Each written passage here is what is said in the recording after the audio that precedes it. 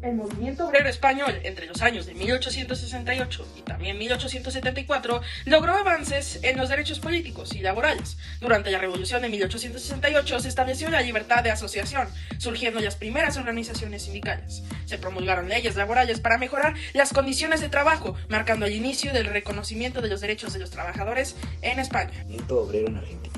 En Argentina, a finales del siglo XIX, las fábricas empezaron a funcionar como las fábricas europeas. Eran jornadas largas, los menores y las mujeres trabajaban muy fuerte y las viviendas que se les otorgaba eran de mala calidad o eran muy pobres, igual que las pagas que se le daban a estos mismos obreros. Esto creó que un grupo de trabajadores, en su mayoría inmigrantes europeos, como españoles, italianos, franceses y alemanes, formaron un movimiento obrero. Estos trabajadores europeos, de hecho, trajeron consigo mismo sus ideas de organización y lucha de sus países de origen, que fueron clave para la formación y desarrollo de sus países. Las primeras peticiones fueron lanzadas en 1890, pero no fueron escuchadas en ese mismo año, aunque de hecho las protestas y las quejas ya existían desde 20 años antes. La lucha de los movimientos obreros han sido para buscar mejores condiciones y libertad social en todo el continente. Desde los tiempos de la colonización y hasta hoy, los trabajadores han alzado la voz contra la explotación, buscando salarios más justos y ambientes laborales mejores. En África, esta lucha se remonta a la época colonial, donde los europeos abusaban en todo el continente para explotar recursos. Los trabajadores eran explotados en condiciones inhumanas y peligrosas en minas y plantaciones. En 1910 se fundó el primer sindicato en Sudáfrica, la Unión Industrial Africana, marcando un hito. A partir de los sindicatos surgieron las ideas que llevaron a los trabajadores a comprender que podían mejorar sus condiciones laborales si se unían. En la era Meiji de Japón, a finales del siglo XIX, el movimiento obrero y socialista surgió con la apertura del país y cambios económicos. Organizaciones como Hirumike Undo y la Sociedad Meiokusha abogaron por la democracia y aspectos sociales del socialismo en 1873. En la década de 1870, un fuerte movimiento de masas rurales surgió por impuestos y expropiaciones a campesinos. Tras la guerra chino-japonesa de la década de 1890, trabajadores urbanos se organizaron y formaron sindicatos. A pesar de la represión estatal, se intentó un partido socialdemócrata en 1901, pero fue prohibido. Más adelante, en 1906, el gobierno permitió el Partido Socialista del Japón, marcando por divisiones internas y represión gubernamental. En 1911, Kotoku, líder anarquista, fue ejecutado tras un supuesto complot. La represión y divisiones debilitaron el socialismo japonés antes de la Primera Guerra Mundial. El movimiento obrero de México, más conocido como el movimiento ferrocarrilero, inició en febrero de 1958 y terminó en 1959. Fue un momento muy importante, ya que los trabajadores pelearon duro por ser tratados mejor y tener respetados todos sus derechos. Esto cambió la relación entre ellos y el gobierno, dejando una marca importante en la historia de los sindicatos en México.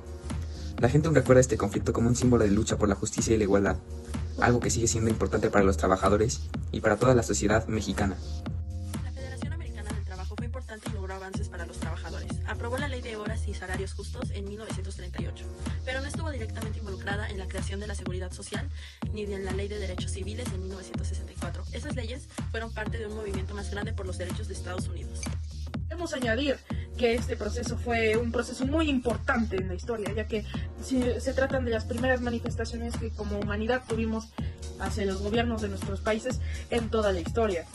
Sin embargo, estos procesos, como ya lo dice Marx, algunos no fueron pacíficos, tuvieron que ser a la fuerza. Entonces, pues, esto fue un proceso que complicó mucho esta etapa del desarrollo de los países, pero sobre todo también lo benefició al expresar las inquietudes de la población para que los trabajadores tuvieran derecho, y no solo los trabajadores, sino la población también. Tener derecho de saber la verdad, tener derecho de hacer lo que quieran y que no todos esté manipulado por el gobierno. Los movimientos obreros fueron esenciales porque representaban la unión de trabajadores en la lucha por condiciones justas, desafiando la explotación y contribuyendo a la creación de leyes protectoras. Han sido motores de cambio social, destacando la importancia de la solidaridad y la defensa de la dignidad en el trabajo.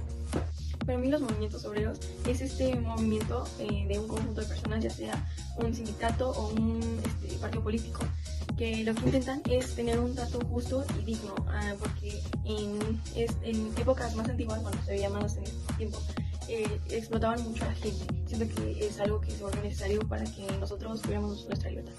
Y mi reflexión con todo esto es de que los movimientos obreros son la lucha de los derechos laborales y justicia en el trabajo, una búsqueda constante de condiciones dignas y equitativas para todos.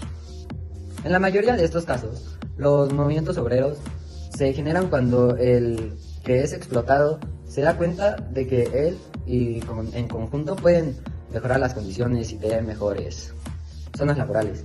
En este caso, bueno, en este tema que vimos, es muy importante tener en cuenta y ser consciente de lo que sufren las demás personas y bueno, gracias.